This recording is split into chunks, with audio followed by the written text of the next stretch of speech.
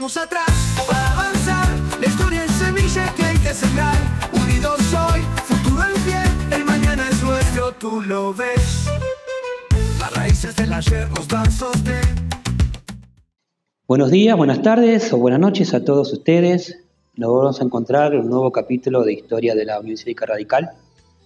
Hoy nos toca conversar sobre la presidencia de Ilia y su contexto. Bueno, con la detención de Arturo Frondizi en marzo de 1962, va a fracasar este primer intento de las Fuerzas Armadas por encontrar una salida, digamos, democrática a la crisis política que se vivía desde el derrocamiento de Perón en 1955.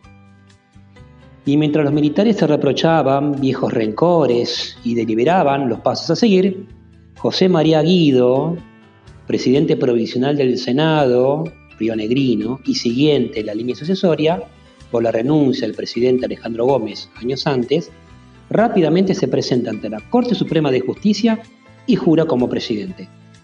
Esta acción sorprende a las Fuerzas Armadas, pero la aceptan cuando el flamante mandatario continúa con la proscripción al peronismo, interviniendo en las provincias y declarando al Congreso en receso. Inmediatamente se alinea con los Estados Unidos en su lucha contra el comunismo, el gran mal de aquel momento.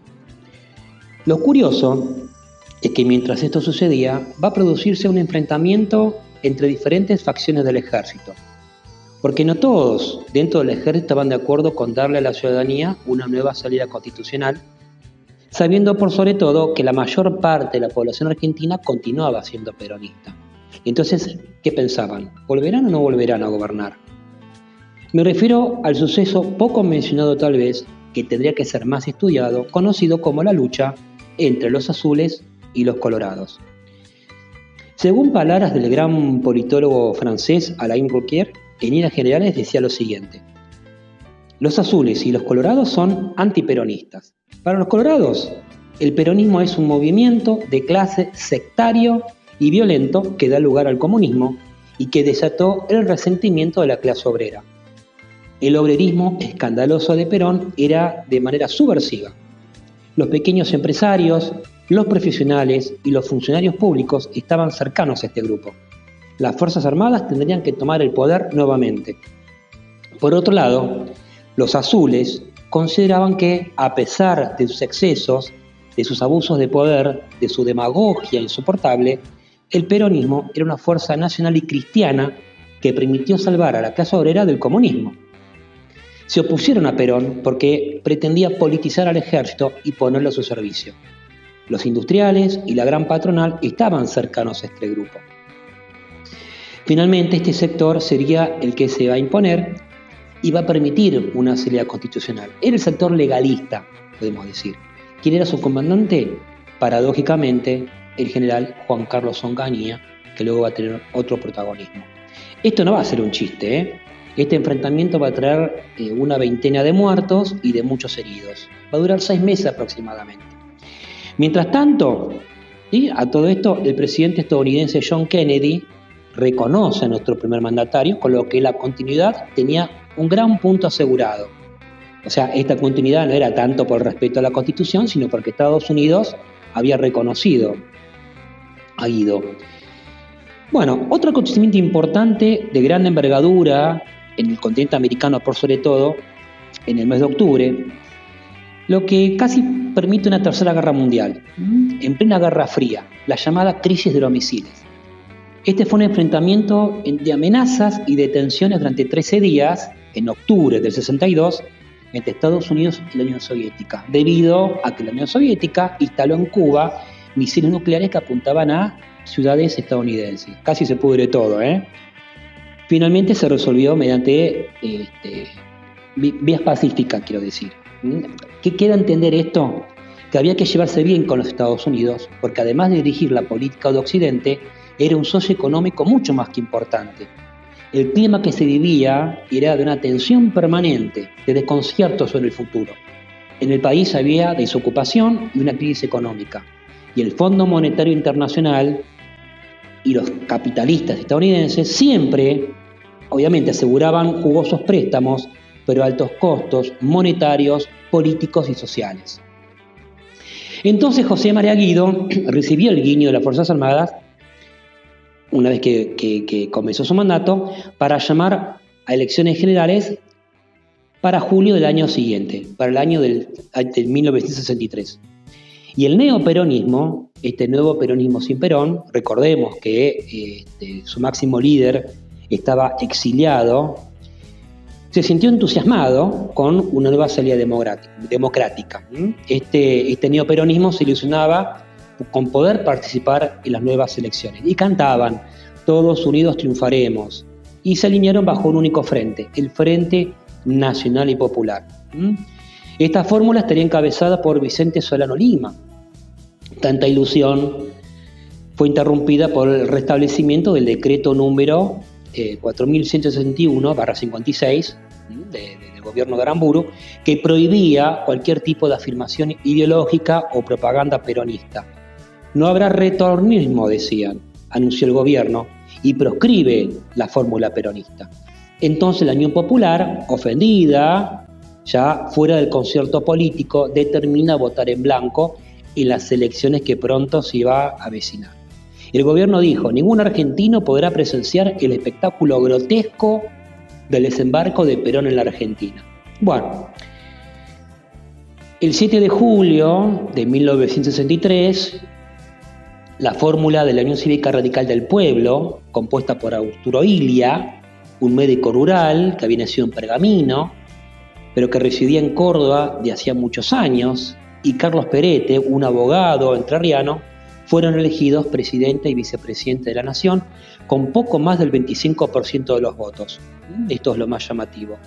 ¿Quién salió segundo? Los votos en blanco, con un 18%. Luego saldría Oscar Allende, de la Unión Cívica Radical Intransigente. Allende era del palo de Frondizi. Y acuérdense que la Unión Cívica Radical Intransigente tuvo un acercamiento con Perón. Los invito a escuchar el capítulo anterior que hablamos del gobierno de Frondizi. Cuarto salió UDELPA, Unión del Pueblo Argentino, encabezado por Pedro Aramburu, que entendió que la vía democrática era el camino de la Argentina. Y después salieron otras fuerzas. Bueno, Illia ya era conocido en el ambiente político del radicalismo por estar sumamente en contra de Perón. Cuando había sido diputado por Córdoba durante el gobierno peronista, defendió abiertamente a los colegas perseguidos por el peronismo, así que tenía algo personal contra Perón. Bueno, sin embargo, ahora vamos a hablar de la importancia de Illia con el peronismo durante su gobierno. Pero bueno, ¿qué sucede? ¿Qué problemas tenía que enfrentar el flamante presidente, que había asumido con tan poco caudal de votos? Primero, vencer la desconfianza de la gente hacia el sistema democrático, por lo que tuvo un recibimiento sin demasiadas expectativas. La gente ya venía acostumbrada a golpe cada tantos años. Entonces, la llegada de Illia a la presidencia por gran parte de la ciudadanía fue mirada con mucha desconfianza, con mucho recelo, con pocas expectativas, quiero decir. Además, cuando asume Illia, inmediatamente siente la presencia permanente de las Fuerzas Armadas, como que quedó claro que le iban a vigilar un montón. Además, las fuerzas políticas en general estaban debilitadas. Recordemos que la Unión Cívica Radical se había conformado en dos fuerzas distintas. Pesaba haber asumido con un porcentaje bajo de votos un peronismo proscripto que no pudo votar, pero siempre presente, y había marcado su impronta con el voto en blanco. ¿Qué fue lo primero que hizo Illia? Para que veamos también la importancia de cómo asumió. Lo primero que hizo fue levantar las proscripciones al peronismo para las futuras elecciones legislativas que iban a ser en 2 años, con la condición de que Perón no regrese a la Argentina. Él tenía problemas, como dijimos, personales con Perón, pero no con el peronismo. Además, en su campaña proselitista, no solo propuso dar marcha atrás con los contratos petroleros firmados por decreto durante la presidencia de Frondizi. Además, prometió declarar los medicamentos como bienes sociales elementales. Por lo primero, sancionó los decretos 744 y 745, que anularon aquellos contratos por vicios de ilegitimidad y ser dañosos a los intereses y los derechos de la nación. Esto generó tensiones con los Estados Unidos porque perjudicaban sus intereses. Recordemos que los contratos petroleros no pasaron por el Congreso, fueron decretos de Frondizi. Por lo segundo, se logró la sanción de la ley de medicamentos, congelando el precio de los mismos, porque eran carísimos para una familia de trabajadores, perjudicando obviamente a los grandes laboratorios extranjeros. También permitió la circulación de medicamentos genéricos de origen nacional, más baratos y de mayor alcance a la ciudadanía. Bueno, no nos olvidemos de la victoria diplomática en las Naciones Unidas respecto de nuestro reclamo por la soberanía en las Islas Malvinas. José María Ruda, nuestro embajador ante la ONU, argumentó sólidamente nuestros legítimos reclamos sobre las islas, usurpadas por los británicos en 1833. Es por ello que la Asamblea de este organismo estableció la resolución 2065, reconociendo el caso de colonialismo y la pronta negociación por su devolución. Estamos en un contexto de segunda posguerra, de derechos humanos, de la descolonización en Asia y en África, y el tema de Malvinas, por supuesto, va a estar presente. Hablamos de los cambios en el mundo que va a haber durante la década del 60. Esta descolonización que permitió la libre determinación de los pueblos, y que van a surgir nuevas repúblicas. También van a instalarse gobiernos títeres organizados u orquestados por la CIA, la Central de Inteligencia estadounidense, que va a tener mucho laburo en este periodo para evitar que el comunismo irrumpe, no solamente en los países africanos, sino también en América.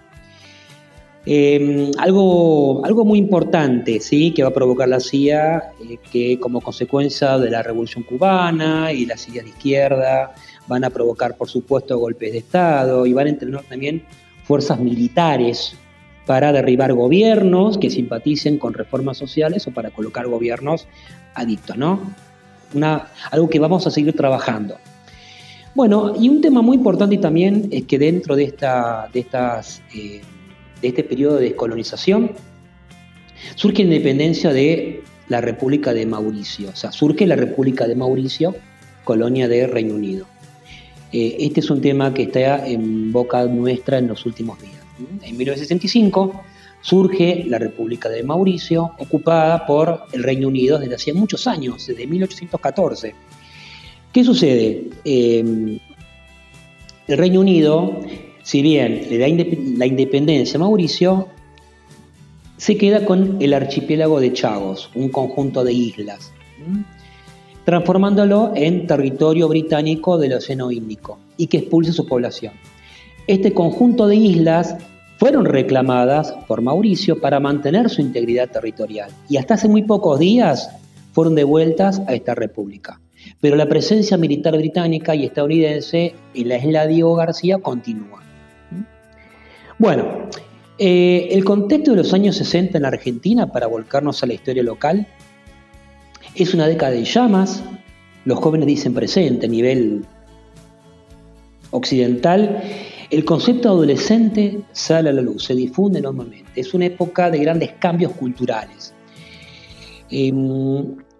Lo militar es algo importante que va a pasar en Argentina para entender cómo la adolescencia irrumpe en el país en todas sus formas. Es que luego de la caída de Perón, los militares derogaron las leyes peronistas de producción musical, permitiendo la difusión de música extranjera.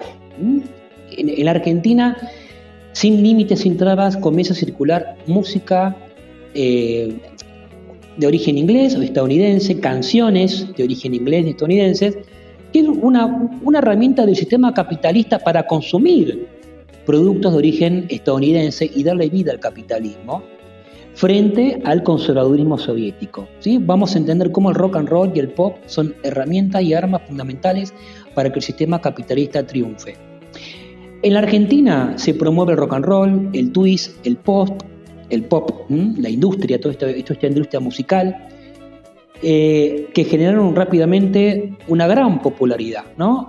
Artistas como Elvis Presley, Bill Haley y tantos otros comienzan a sonar en muchos hogares. La Argentina atraviesa una bonanza económica desde el comienzo de los años 60 y se difunden muchos temas a través de las nuevas radios, de los tocadiscos que se difunden, ¿no? Toda esta música despertó mucho interés por copiar con artistas locales, sonidos nuevos que estaban llegando. O sea, imaginemos vivir en la época. Si hoy nos sigue gustando los Beatles, imagínense en qué momento, ¿no? Llegan los Beatles con su simpatía, los Rolling Stones con su rebeldía y tantos más, ¿no? Un mundo de posguerra, repito, donde los jóvenes querían separarse de los adultos que habían vivido las guerras mundiales, ¿no? Comienzan a separarse, entonces irrumpen nuevos estilos musicales, nuevos colores, una ropa llamativa, ¿no? Se desafían los valores establecidos. Acá en la Argentina el poder de gasto de los sectores medios animó a comprar estas radios portátiles o los Winco para escuchar en la playa, en la plaza, en la esquina, para que los jóvenes bailen sentados o parados, me refiero al pie del obelisco, estos ritmos novedosos, frente a la mirada más conservadora de los adultos, ¿no? Entonces se multiplican las disquerías, también las librerías, ¿no? Con una nueva bibliografía. También las películas al ritmo de Elvis y fomentan el consumo cada vez mayor. Y también de las empresas comercializadoras que encuentran estrategias para el consumo frente a las ideas del comunismo. Esto es muy interesante para analizar aparte, ¿no? Porque los jóvenes tienen ganas de gastar y ganas de expresarse. Por ejemplo, Los Gatos, Lito Nevia, Palito Ortega, hacían delirar a los chicos, a los jóvenes de 18, 19 años, con programas de radio nuevos. Surge el Club del Clan en las pantallas de las cada vez más difundidas televisores, ¿sí? Esta época es en donde los televisores comienzan a masificarse además. Los jóvenes, chicos de 18 años, 19, se dejan el pelo largo frente al contexto político y social, con poco se despreocupan. El pelo largo, las barbas largas. Las mujeres salían con polleritas cortas, nuestras abuelas, ¿sí? O muchas de nuestras abuelas salían con pollerita corta. Había más presencia femenina en la universidad. Aparecen nuevos métodos anticonceptivos prohibidos por la Iglesia Católica. En fin, al mismo tiempo en Estados Unidos los afrodescendientes pretendían tener los mismos derechos civiles que los blancos, ¿no? Martin Luther King, acuérdense la marcha sobre Washington, el asesinato de John Kennedy, el peligro nuclear, ¿no? Hablamos hace un ratito de la crisis de los misiles, pero el peligro nuclear entre Oriente y Occidente era cada vez mayor, pero los jóvenes estaban en otra cosa. Los jóvenes están más preocupados por vivir la vida, por disfrutar la vida. Hombres y mujeres ya habían llegado al espacio y también llegaban tiras televisivas como Batman o los dibujos animados inteligentes como La Pantera Rosa, ¿no? Series inteligentes y dibujos inteligentes que aún hoy vemos y nos gusta, que nos hacían pensar, nos hacían reír. Y también estaba la guerra de Vietnam. Estaba la guerra de Vietnam, en la que muchos jóvenes criticaban y otros elogiaban. Esto es para hablar también más adelante en el próximo capítulo. Programas para entretener, la familia Falcón, ¿no? por el Ford Falcon de gran difusión, que también promueven a una familia de clase media con un poder de gasto limitado, pero puede darse gustos, con una juventud rebelde. Algo muy importante y que a mí me encanta en lo personal es la difusión de Mafalda, la tira Mafalda creada por Quino. Esta nena curiosa de 6 años, demasiado inteligente para su edad, pero que tiene esa mirada muy crítica e inteligente de lo que sucede, ¿no? Esta clara y fuerte conciencia social que a través de los diálogos y sus reflexiones, por supuesto, de Quino, de su autor, pero que hace una mirada muy crítica de la sociedad nacional, de la política nacional y de la condición humana en general. Esta tira cómica presenta a Mafalda con su familia y con sus amigos.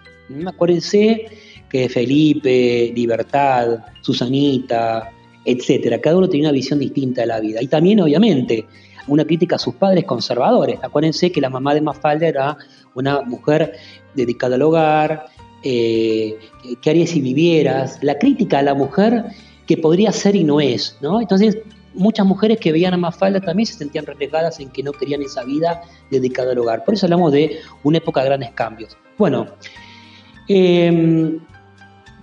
También en los años 60 irrumpe el arte de vanguardia, que representa una búsqueda constante de la innovación, la ruptura con lo establecido, ¿no? Desarrolla nuevos límites que los adultos hasta ese momento catalogaban como negativo. Ahora hay una mirada nueva del arte, es una nueva mirada que transgrede todo lo anterior. La juventud se manifiesta de una manera tan innovadora que parecía no tener límite. Al mismo tiempo, también en los años 60 hay nuevas carreras universitarias. Sociología, ciencia de la educación se suman a la psicología.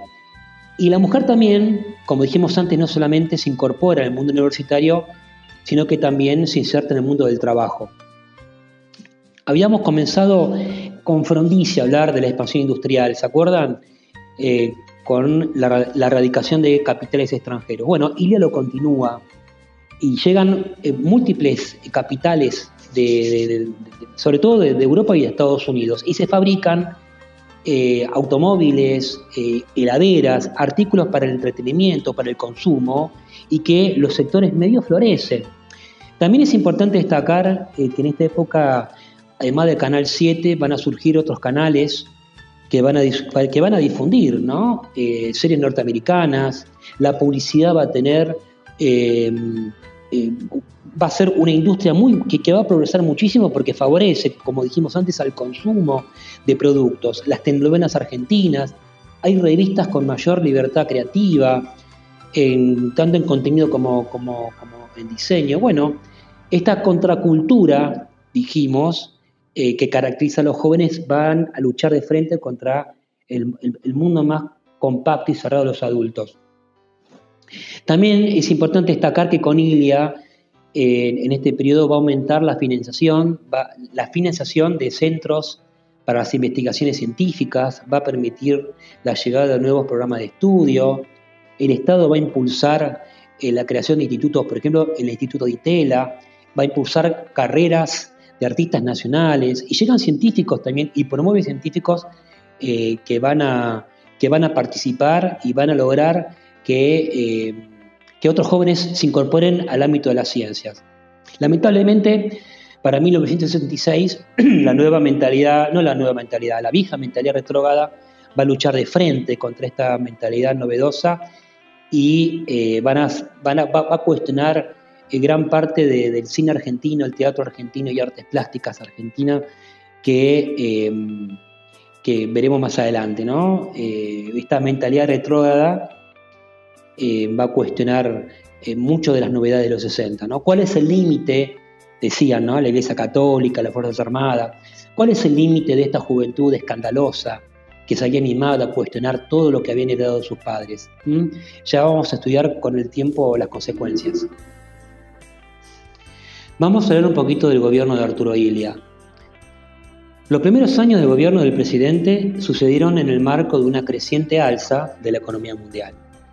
La demanda de alimentos en diferentes partes del mundo era muy grande. Entonces, las exportaciones en nuestro país crecieron y el déficit heredado se convirtió en superávit. De hecho, en 1964, ante las dificultades para colocar una cosecha enorme de trigo, Illia tomó la decisión de vender millones de toneladas a la China popular comunista de Mao Zedong, siendo la Argentina el primer país de Occidente en comercializar con ella y logrando abrir un mercado importantísimo y que hoy es uno de los más importantes del mundo. Ante esta bonanza económica, récord en las exportaciones, las grandes exportadoras quisieron duplicar su comisión, algo que el presidente se negó para ayudar también a que participen los pequeños y medianos productores. También comerció con la Unión Soviética, pese a las críticas de muchos que también han criticado por comerciar con China, y colocó excedentes de aceite, maíz y trigo, también alcanzando una cifra récord.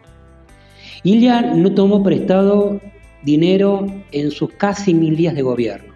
Redujo la deuda externa gracias al saldo favorable de la balanza comercial, cuando al mismo tiempo va a producir un crecimiento importante en la industria, sobre todo en el sector automotriz. El Producto Bruto Interno experimentó un gran crecimiento hasta que se fue desacelerando en 1966. Es cierto que la presidencia de Ilia también se van a presentar conflictos sociales, es cierto que van a haber huelgas como consecuencia de una inflación que era difícil de parar, que el desempleo era difícil de disimular. Es cierto que van a tomarse fábricas, es cierto que los dirigentes sindicalistas, peronistas, van a alentar la ocupación de fábricas, pero no tanto por estar preocupados por la inflación o por el desempleo, como dijimos. Van a ser ocupadas estas fábricas porque Ilia va a sancionar una ley de asociaciones profesionales, que vamos a aclarar un ratito, que significa que era el verdadero peligro para los sindicalistas, era un verdadero problema. Esta burocracia sindical que estaba más cerca del poder político de turno, más cerca de los militares que de Ilia, se alejaban cada vez más de los trabajadores. Esta ocupación de fábricas no fueron reprimidas por Ilia, pese a la presión también de algún sector del ejército. Bien, tenemos presente que algo que va a ser característico de este periodo es que Perón estaba en el exilio. Algunos dirigentes eran absolutamente fieles a Perón y otros dirigentes no lo eran. Hablamos del peronismo sin Perón, que se hacía cada vez más fuerte en la Argentina. Y dentro del peronismo esta discusión estaba latente. Había sindicalistas que respondían directamente al líder exiliado y otros que lo querían lejos. Y este va a ser un grave problema que va a presentarse dentro del peronismo de la Argentina. Hago esta aclaración porque va a haber un intento frustrado por el regreso de Perón al país. Quiero aclararlo. ¿Por qué Perón no regresó a la Argentina exactamente el 9 de diciembre de 1964? Y es cierto que Ilia no se lo permitió porque tenía problemas personales con él. Recordemos, Ilia tenía problemas con Perón, no con el peronismo. Va a habilitar elecciones legislativas, pero a Perón no lo quería en el país. Y aparte las Fuerzas Armadas se le habían dejado clarito el primer día. A Perón acá no lo queremos. Pero también es cierto que la otra parte de la historia, vamos a ser claritos, es que varios sindicalistas pesados, como Augusto Bandor, dirigente metalúrgico, y José Alonso, dirigente de los trabajadores del vestido, que lo representaban en su nombre, tampoco lo querían. Ni Ilia, ni los militares, ni estos sindicalistas. ¿Por qué? Porque estos dos personajes estaban construyendo sus propios imperios sindicales y aunque se jactaron de estar al frente del operativo retorno de su líder, lo cierto es que les convenía más un peronismo sin Perón, o sea, que nunca retornó al país. Eran conscientes que si dejaban volver a la Argentina a Perón, sus figuras ya fuertes serían eclipsadas y tendrían que obedecerlo sin chistar y sin preguntar, y seguramente algunas deudas carísimas le tendrían que pagar. Desde los egos y desde los lugares de poder son difíciles de bajar. La violencia hubiese llegado inmediatamente y algo que va a caracterizar el siguiente periodo.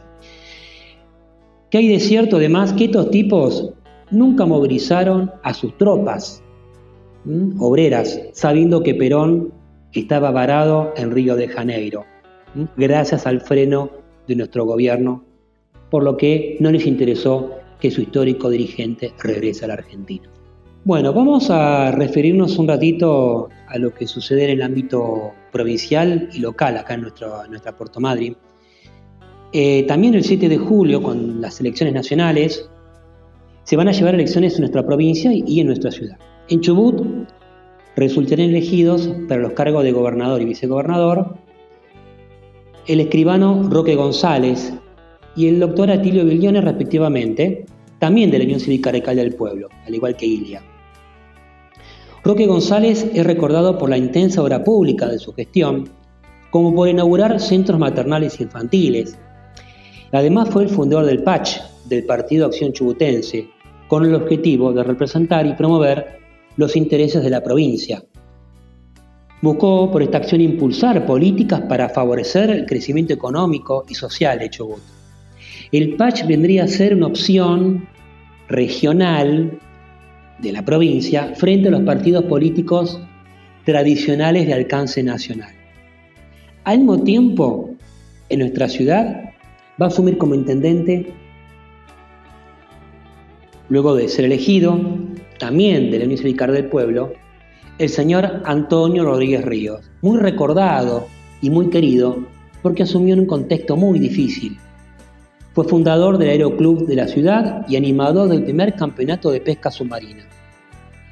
Durante la gestión de Ríos se van a asfaltar numerosas cuadras y se van a inaugurar numerosos edificios. Gestionó la construcción del acueducto Río Chubut-Madryn, que va a facilitar no solamente la llegada de agua a una ciudad donde escaseaba, sino que también va a lograr que en los años venideros se pueda erradicar la empresa de aluminio, Aluar, tan importante para Puerto Madryn. Son muchas obras que él realizó en un pueblo que veía descender su población. ¿Por qué? Ríos se preocupó porque la gente no se vaya. ¿Qué pasaba? Había cerrado el ferrocarril, recordemos, bajo la presidencia de Frondizi, 2 años atrás. Y las actividades del puerto estaban prácticamente paralizadas. Esto provocó, entre una cosa y otra, que muchas familias se vayan de Madrid. Sin embargo, él animó el desarrollo de las actividades turísticas como alternativa a la falta de empleo y también para atraer a nuevos visitantes y colocar a Madryn como un destino de esparcimiento a nivel nacional. Ya se había fundado en 1958 el primer club de buceo en Puerto Madryn. Algo muy importante, y quiero que lo destaquemos, un hito importante va a ser la creación del primer parque artificial submarino en 1963. Y tenemos que recordar a nuestro querido Francisco Pancho Sanabra, que sigue con nosotros, que va a ser uno de los pioneros de buceo en la Argentina y que va a ser conocido en todo el mundo.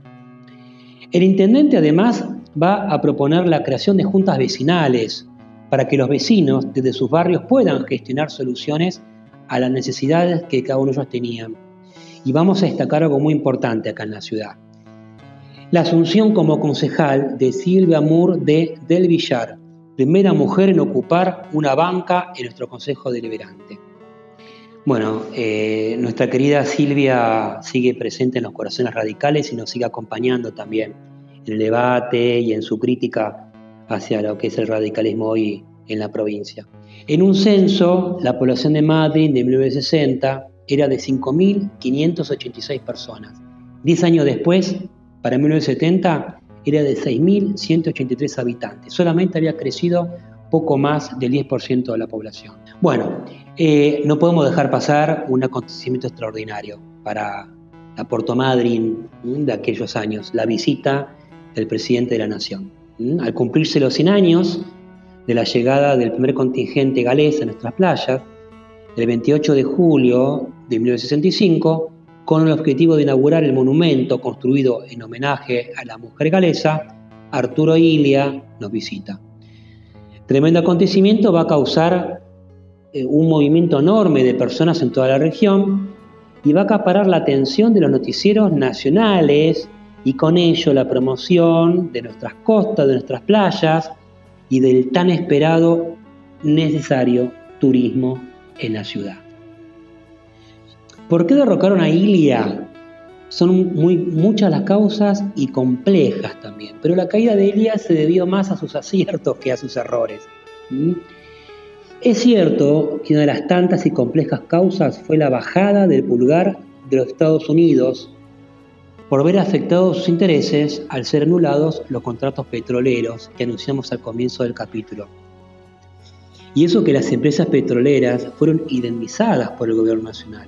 Pero un país tan frágil como el nuestro, fácilmente manipulable, influenciable, tercermundista, etc., no podía darse el gusto de decirle no a una de las mayores potencias mundiales, quien dirigía los destinos de todo el continente. no se bancaron a un presidente nacionalista con una clara idea de soberanía económica que tenía. Otro de los grandes protagonistas de su caída, de las grandes protagonistas de su caída, fueron las farmacéuticas multinacionales, de capitales europeos y también de capitales estadounidenses.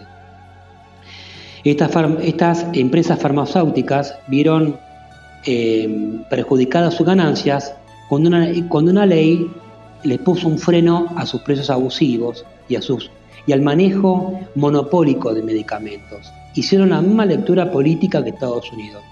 Este país, Argentina, que salta de conflicto en conflicto, ¿cómo podía ponernos un freno?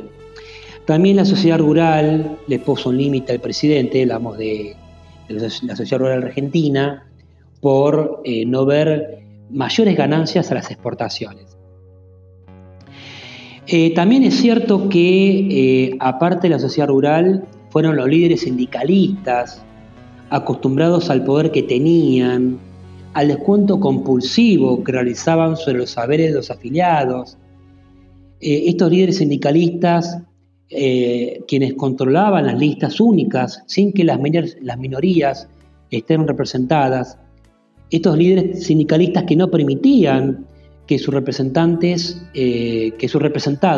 tengan libertad de acción. Estos también fueron partícipes en la caída de Ilia. No iban a permitir, Augusto Bandor, Alonso y otros más, que un gobierno no peronista intente entrometerse con sus intereses. Acuérdense de la nueva ley de asociaciones profesionales que intentaba ponerle límites al manejo compulsivo de la caja de las horas sociales.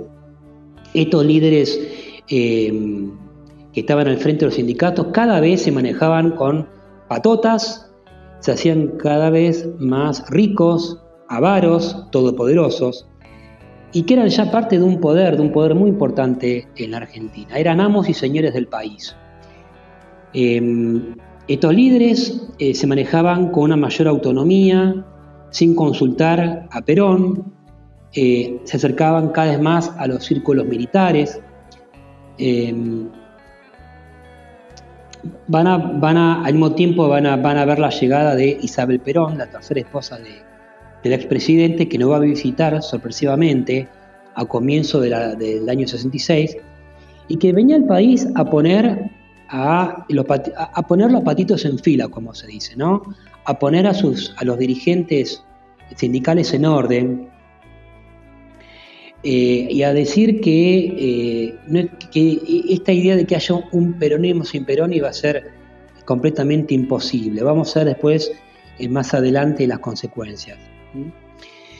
También parte de la caída del presidente va a ser la prensa. No nos olvidemos que la prensa fue muy dura con el presidente. Se burlaban permanentemente de él, lo ridiculizaban todo el tiempo. Y como el presidente no reaccionaba, lo tomaban por tonto, porque era demasiado bueno. Ilia nunca usó la cadena nacional para defenderse de los ataques permanentemente que recibían de sus enemigos internos. Parafraseando algo que él pensaba, él le tenía más miedo a los enemigos internos que a los enemigos externos. Ilia sabía que la cadena nacional estaba por otras cosas. Él no estaba para dirigirse todos los días al país. Él dijo, voy a decir palabras de él: una nación está en peligro cuando su presidente habla todos los días y se cree la persona más importante del país. La Iglesia Católica estaba horrorizada por las ideas que no podía controlar el gobierno tampoco, las ideas que cada vez más circulaban por el país, que favorecían a las izquierdas. Recordemos que el comunismo que se esparcía por el mundo, que era una opción frente a los más pobres, que el Che Guevara difundía, ¿no? Que había que hacer de nuestro país 1, 2, 3 Vietnam, había que levantar al país en una revolución. Bueno, las ideas a favor de de las izquierdas crecían y la iglesia estaba horrorizada porque el presidente no hacía nada por detenerlas. Todavía los grupos guerrilleros no se habían consolidado y además la iglesia le horrorizaba tanta libertad juvenil, estudiantil, de los métodos anticonceptivos. La propia iglesia católica estaba ofendida porque muchos jóvenes preferían escuchar los Beatles un domingo a la mañana que ir a la iglesia. La iglesia, vuelvo a decir, estaba sorprendida como en las universidades se enseñaban muchos métodos científicos y esto va a alejarlo del presidente. Y las Fuerzas Armadas le resultaba inadmisible que la Unión Popular haya ganado elecciones legislativas para diputados en el 65. Esto es algo muy importante. Estas elecciones legislativas para diputados fueron ganadas por la Unión Popular y el presidente lo respetó, no las anuló, no hubo represalia. Bueno, continúo. A los medios de comunicación no le importó que el presidente jamás haya aplicado la censura, ni que haya suspendido el derecho de reunión. Tampoco Ilia declaró el estado de sitio para controlar los medios de comunicación. Nunca, sobre todo Primera Plana, que lo tocó muy duramente.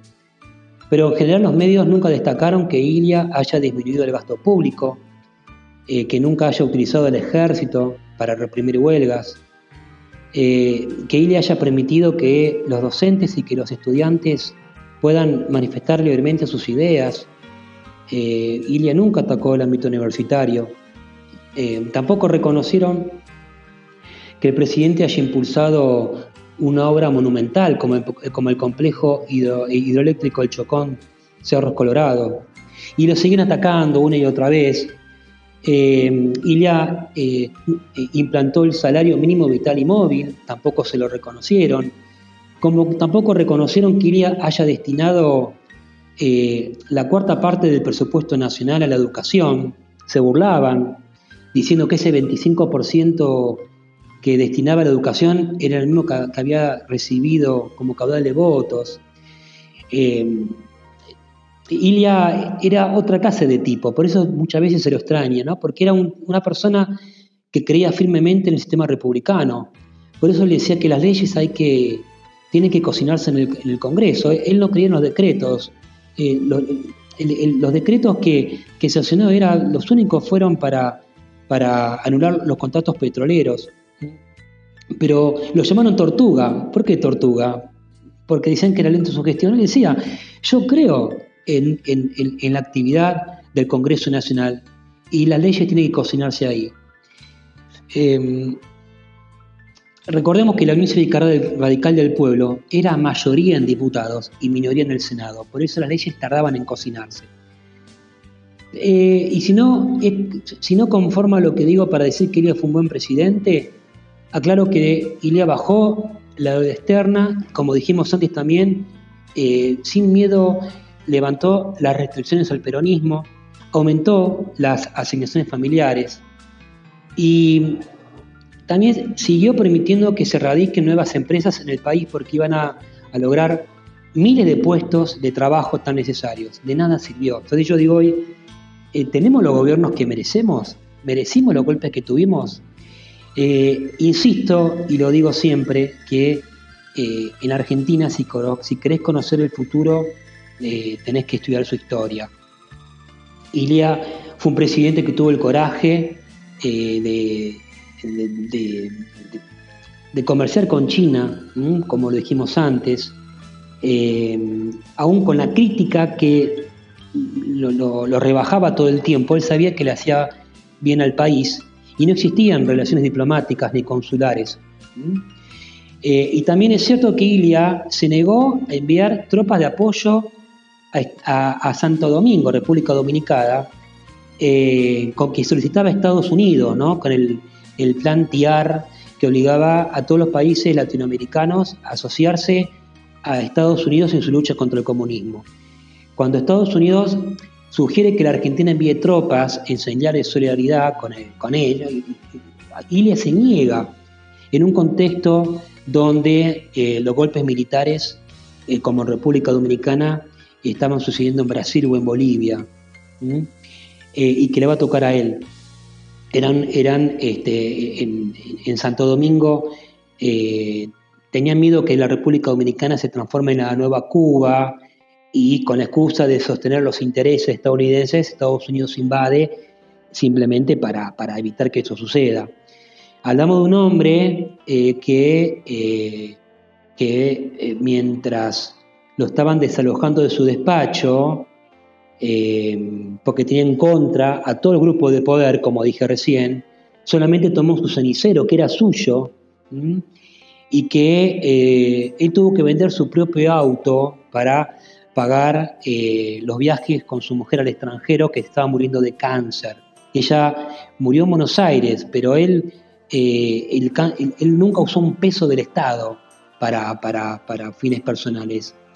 Un hombre que gobernó con honestidad, que decía que con la Constitución y con honestidad se puede gobernar un país. Tal vez un presidente demasiado grande para la Argentina en un país que no lo merecía.